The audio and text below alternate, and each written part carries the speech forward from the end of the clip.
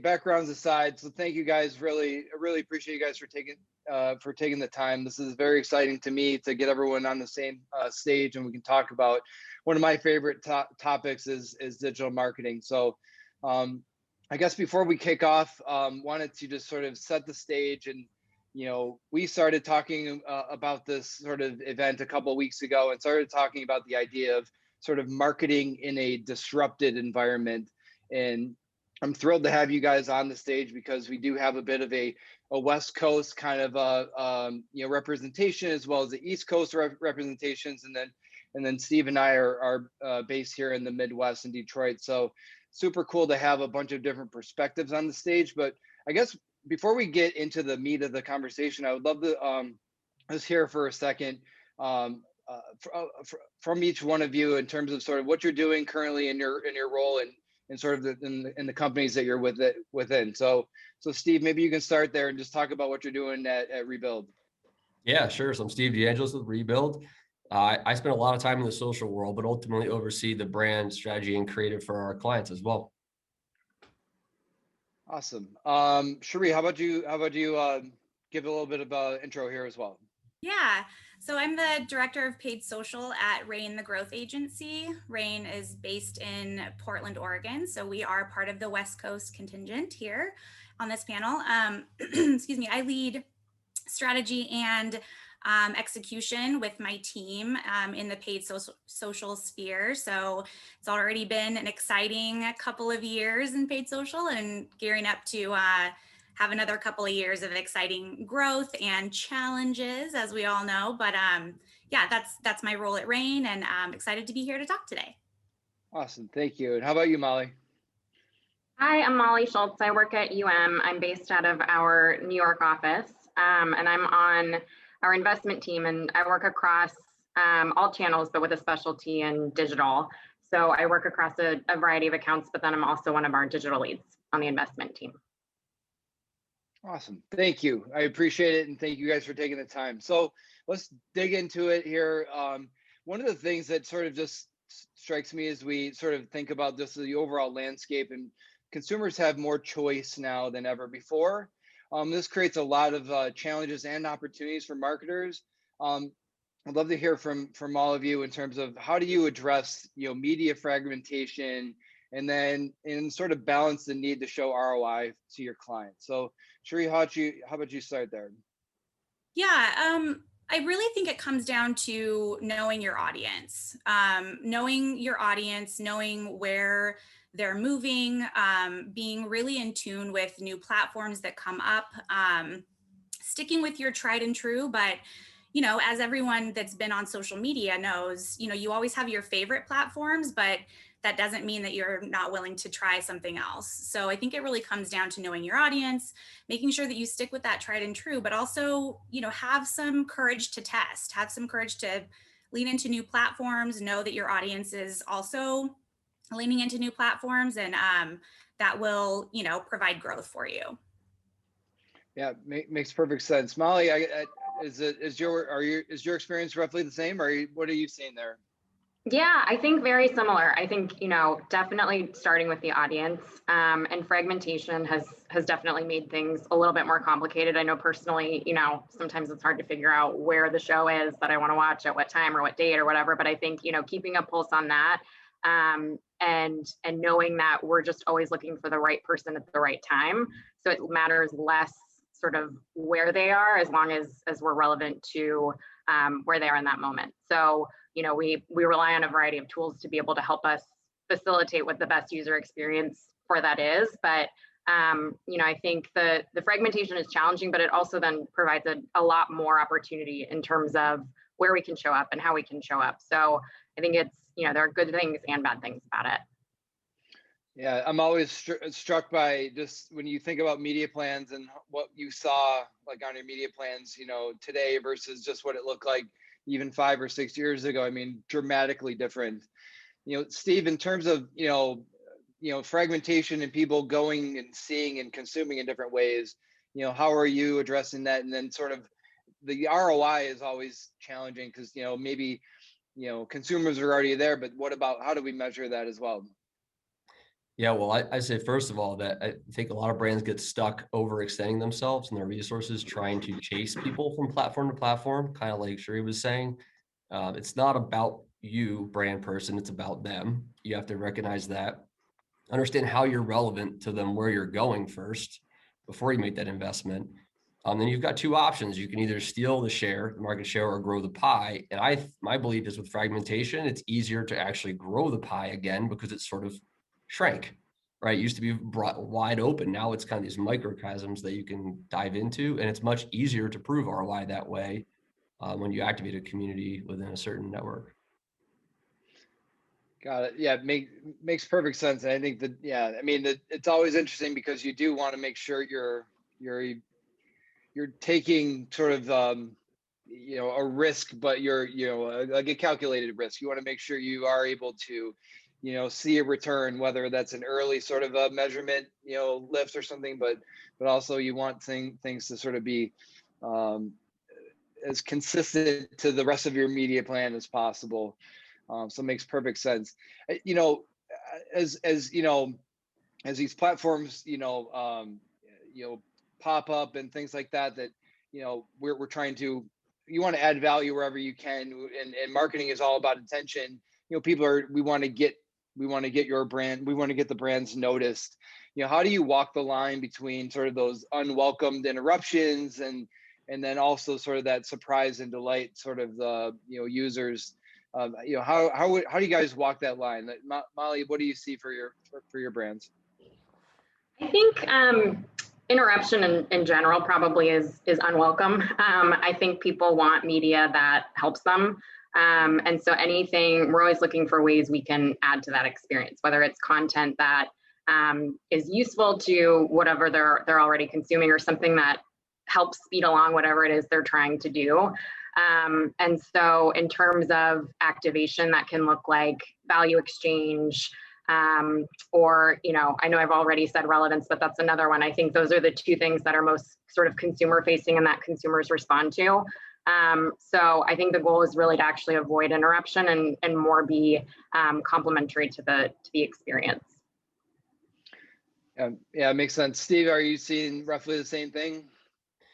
Yeah, I mean, we're a social research firm, half of our business, so we get paid just to do social research. And our goal there is to have brands find their +1. So you're relevant here. What's the first degree of separation where you're relevant also that you can play in, right? And then you can create an experience like Molly was saying that is going to pay off and enhance someone else's experience. And a quick story, we work with Kids Kicking Cancer. I told them I'd talk about them too, because it's a great organization here at Southeast Detroit. But they deal with helping kids go through very traumatic incidences in life and dealing with pain and anxiety. So they wanted to find and help adults online and other people who are suffering. So we help them identify this pain communities where they're relevant, and they already had this beautiful content already created and a history of it. It's a much easier place to seed your content and be relevant, instead of walking into the party and saying, "Hey, I'm Steve, I'm a cool guy." No one does that. You want to walk in and have people recognize it themselves. Yeah, makes sense. And Shuree, it's funny when I think about how, just early advertising, I mean, think about the original 30-second spot on TV. It is by nature it's interruptive. I mean, that's the point. We are trying to casually get ourselves into these conversations and be noticed, but not be interruptive. Like, what are you guys doing for your clients? Yeah, I mean, my answer to that would really be just much more at a tactical level, and just what types of creative your brand is developing. So when we talk about, getting attention and sort of interrupting with a TV spot, it's really, it's about the build, right? The build of the story. But with social, you have 2 to 3 seconds to really get that interruption. So you really have to capture, you have to deliver the value prop, you have to deliver the brand really quickly. And so it really becomes, how quickly can you do those things and do it in a way that, to Molly's point, enhances rather than truly interrupts. Mm-hmm. Makes sense. And I'm so thankful to hear all three of your perspectives, to hear how considerate you're thinking about the consumer experience, because it has been, much more about, again, just a few years ago, it was just a 30-second spot. You're going to watch it, or you're going to grab the remote and try to avoid it. But no matter what, it is there. It's going to interrupt you. And Shuree, to your point, it is not, you don't have a long time to sort of to get your message across, and it needs to be some sort of a a friendly and a warm and a welcome interruption, or something that you're willing to consume. It's something that consumer has to think very quickly. Is this something I'm going to spend time on, or risk the thumb to swipe you right up? So that makes perfect sense.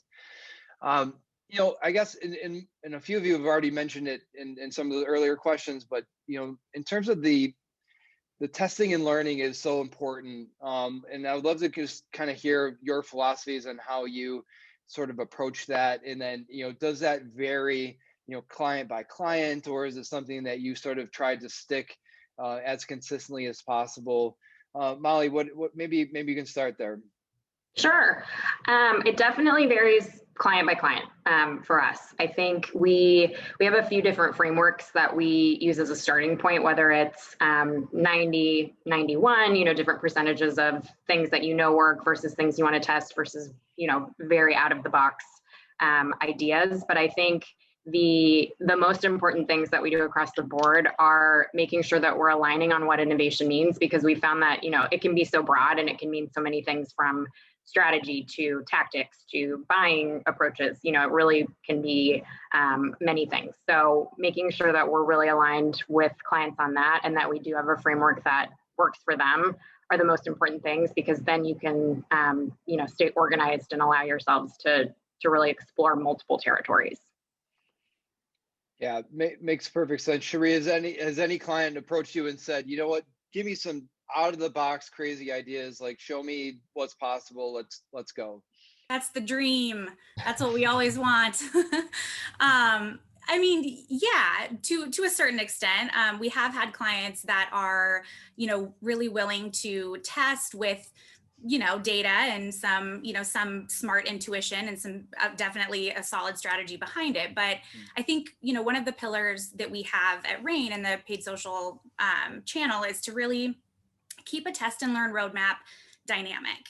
So you never want to just say, this is on our roadmap, so we're testing this. You want to make sure that you're learning along the way and then applying those learnings to future tests. So, I mean, social is really wide, right? To Molly's point, you can test platforms, placements, creatives, messaging, brand positioning. I mean, you can test a lot of things. So, going in with a very clear strategy and making sure that the objectives really do ladder up to what the business objective is, but keeping it dynamic, keeping it, don't lose that learn part of test and learn. You want to make sure that you're learning and applying along the way.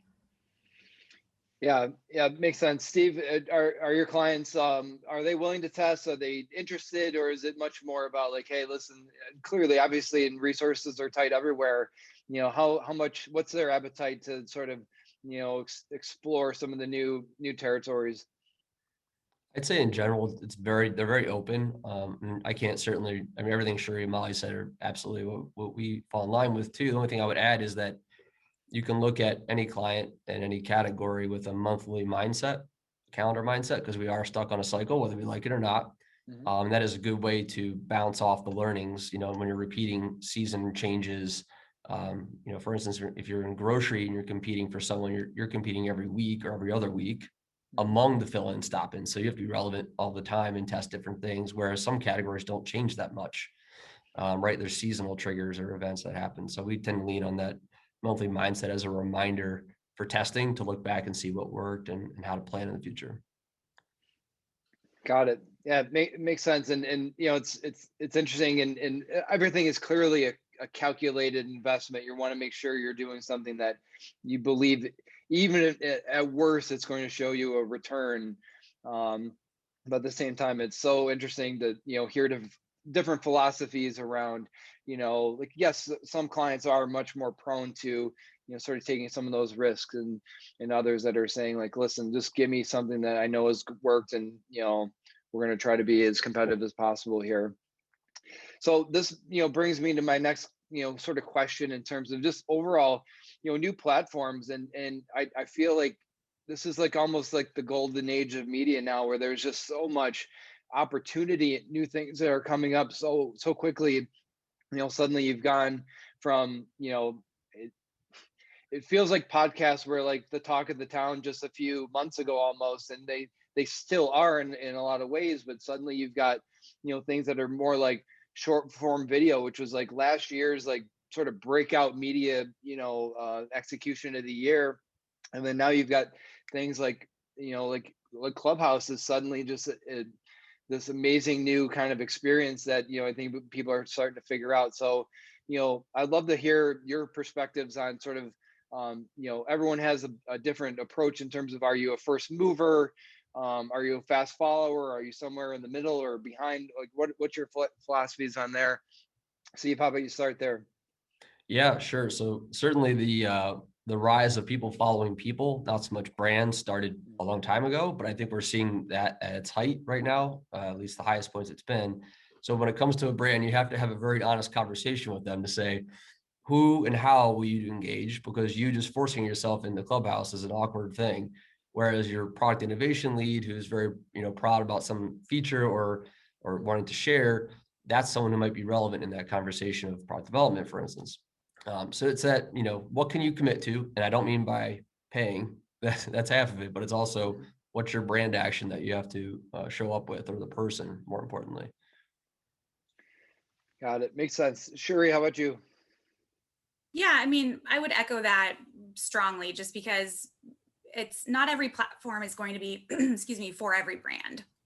You don't need to be in every platform to have a successful brand story. You don't need to be on every platform to, grow your business. That's not, we would value strategy and, know your audience, make sure that you have the right creative, the right brand message to really support what that platform is all about. TikTok is a perfect example. TikTok really saw just a huge rise in consumption over, 2020 when everyone was in quarantine. But I would see a lot of advertisers jump on where, that the text was really, really small, and you could just tell that was not a mobile first piece of creative. So not always the best thing to jump right in without a strategy and without, creative that really supports it. And then of course, is that going to ladder up to your business objective? Are you in that platform to really lead toward what your strategic goals are? So that's, one thing that I would caution brands is just when you're thinking about getting on the hot new platform, make sure that there's a solid strategy behind it. Yeah, it's great advice. And Molly, from your purview at the agency and how you sort of look at things from an investment and innovation lens, I can imagine that you've got the entire, width of the internet to sort of play with. I mean, so what's your philosophy to sort of dive into those new platforms, or is it something that you sort of wait for some of the other things to catch up in terms of measurement and things like that? Yeah, I think, building on what Shuree and Steve were saying, it's easy to get sort of caught up in the moment of, oh, this new Clubhouse just came out. Like, how do we get on, just kind of fast forwarding. But measurement, to your point, is very important. But we also try not to let that totally prohibit us. Kind of going back to what we were saying about innovation, I think there is a time and a place for things that are emerging that don't quite, have as strong of a measurement structure in place, which we are seeing improve with podcasting. But I think that's a good example and something you were mentioning earlier. But I think first and foremost, our focus is really about where culture is being driven. And, that primarily happens on social platforms. And I think if you're, a brand and you're looking to be on a platform where people engage in culture, because that's where people are informing and making their decisions. People take their cues from the broader culture. So that's where we want to be, and that's where we want to be having those relevant conversations. So echoing a little bit of what was said earlier, it's less about the specific platform in terms of, how shiny they might be, and more about where are people actively having conversations that are driving culture, because that's where we're going to find the most influence in that moment.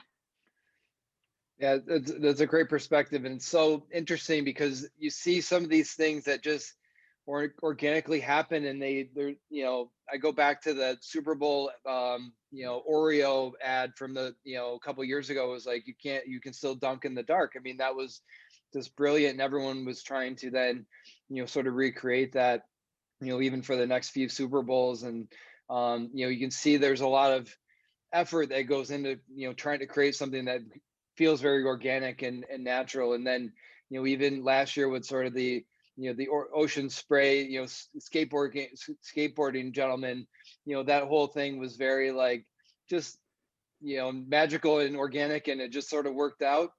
And, it's very interesting to try to put yourself in the world of saying like, I want to make something go viral. It becomes, it become a hard thing to chase. And and you always hate it. Every once in a while you see sort of the almost cringy kind of attempt to something that just doesn't quite fit. Steve, you mentioned earlier in your answer, sort of the trend of sort of people following people sort of started a few years ago. And I want to just build on that a little bit. I'm seeing sort of this trend of sort of the influencer or the platforms themselves and investing in sort of paying people with followings to create more and more content. I know, Snapchat has done that, and sort of saying we're going to pay people X amount of money per day or per year to sort of get this, this content rolling. And I've seen, Twitter with their super followers, and Instagram having some of their more e-commerce based things coming with their influencers, and their trying to provide these types of, tools to their followers. Be curious what your take is on this. I mean, it feels like a strong validation of the influencer marketing space, but I would love to hear sort of how your agency is looking at the space. Yeah, well, Shuree already broached the TikTok thing, so now I can go down that path. Thank you, Shuree. And you brought up ocean spray, so we've covered the two big things. My favorite thing to do when someone starts asking about creators, or either through a paid mechanism or committing to it, I send them a link to a TikToker who is called the Layman Investor. That's great stuff. Somebody responded to one of his videos and said, how'd you get so lucky with your following? Or how'd you get this one? And he responds back in this 60-second rant saying, you know what I do? I wake up every day. I plan dozens of pieces of content. I spend 6 to 10 hours filming, and then I spend 2 to 4 hours editing. And then I start posting and engaging. That's my life. And that's what I do every day. That's how you get ahead in this business. And that is the truth, right? So back to platforms promoting it, or it just won't feel the same, although it can be done well, no doubt about it, when it's a one-off. But to build a community versus being relevant for one scroll, two different things in our minds. Yeah, I agree. Shuree, I guess from your perspective at Rain, how are you looking at the influencer space, and where's the value that it brings there? Yeah, I mean, at Rain, we are really focused on impact, right? So, when we're talking about influencers, I think a lot of brands tend to get caught up in, well, we want someone with the most followers that are possible. And while that's good, and that, organic reach can be, powerful, we really want impact. We want an audience that's really engaged. And so, Steve's example was perfect. When you have a creator that is really working on their brand, and it's a true, they value their audience. It's very clear they have a very clear brand voice themselves. Those are the people that you want to partner with, because you're really looking for that impact. You're looking for, someone who values their audience, so that audience is engaged. There are measurement tools that you can leverage, or that we leverage at Rain, that can kind of dig into someone's audience and, are they responding when this creator puts out a piece of content? That's really where the value is. And so for our clients, it's really about pushing that impact and, looking less at follower count and more ad engagement. Makes perfect sense. And Molly, again, you've got plenty of different sort of ways to interact and engage the consumer. I mean, how is your agency and specifically you and your brands, how are you looking at influencers and what they bring to the table? We look at it in a couple ways. I think in isolation, it can be really powerful in terms of impact, like Shuree was saying, and building content where you sort of almost have a head start with having that emotional connection with people because they already have that relationship with the person that they're following. And then Steve, I love what you said about, the person who wakes up and he's producing so much content, because that's a good example of influencers are actually media companies now, in and of themselves. So we look at it as influencer as a channel now, in the sense that, we look at linear and digital and other things. I think it's really clear that it's becoming its own channel, and it's less about just a person posting something and more about, they really are media entities now. And so I think, we look at it from that sense. And then from another sense, we look at it when we're building cross-channel programs, whether it's a big sponsorship or, something that has extensions, because we want to make sure we're in all the places where we can have that touch point with our audience. Influencers are becoming a must-have in terms of being there to really complete that conversation. I love that perspective, and yeah, thanks for that, because and again, in my prior life, I was sort of in a situation where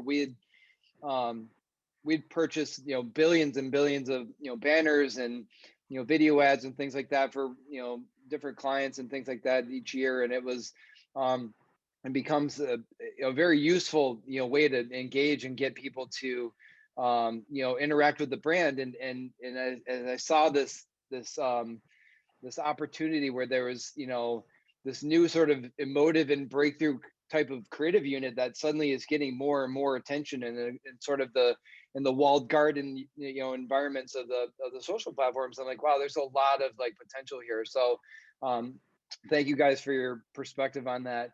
I guess one of the things that I've got in terms of just a off the wall question, but if you were in charge of the internet for the day, what changes would you make? Molly, how about we start with you on this? Completely off the wall. What would you do? Sure.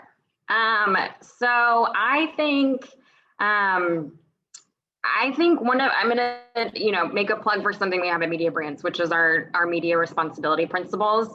Over the summer, we came out with 10 sort of checks and balances for the industry, where it's really about this balance between advertisers they have the power to really shape the industry, and what they choose to support or not support really has a big impact. But I think digging deep into one of them, I think it would be great to have rules around public discourse. I think on social, it's really easy for people to get caught in kind of these echo chambers on different platforms, because everything is so personalized now, which we love for advertising, but I think it can get tricky when, in your feed of content, there isn't really, journalistic ethics around what is filtered there. So I think that's, a hot topic in our industry. And I think I would love to see that change. And so I think I would make everybody follow the Media Brands responsibility principles as a set of rules there. Nice. I like that. That's powerful. Steve, you've just been anointed king of the internet for the day. What would you do? What a gift. No, it's horrible. No, I would take it a little further. I think I would instigate a decentralized open source internet training program that once in a while stopped you from accessing, made you learn how technology works, basic fundamentals, because it's a scary thought to me that only 50 or 60% of the world has access to the internet right now. If all of a sudden that other half was just thrust into this, be a disaster. We need training. That's smart. Shuree, how about you? Well, I was thinking about this as Molly and Steve were talking, and I want to ask if I can be in charge of what day, because I feel like the iOS 14 drop, maybe that's the day that I will want to be queen of the internet, and so I can kind of roll that guy back, push that out of the way. But I think I like I like that we're all on the same page in terms of discourse and just what that means, especially in social.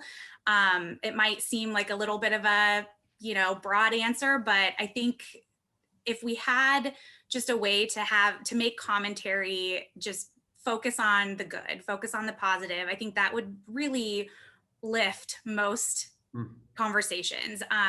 We can get much farther, I think, with a positive conversation than we can with a negative one. And I think that would be kind of a breath of fresh air for everyone. Yeah, makes perfect sense. And I think and I think we all have this very, optimistic and very, green pastures kind of view of this, where it's supposed to be a very powerful tool for us to all connect and sort of grow together. And, it's a shame where some of this can become, can get a little sideways, but ultimately, and Molly, to your point, there's a lot of power in what the brands do and how they, choose to sort of engage here. And I think, we all have a responsibility in making this a better place, and something that, what we choose to invest in is very powerful. So I know we're getting a bit close to the end, but I got a couple questions from the audience. I'll see if some of these makes sense here for all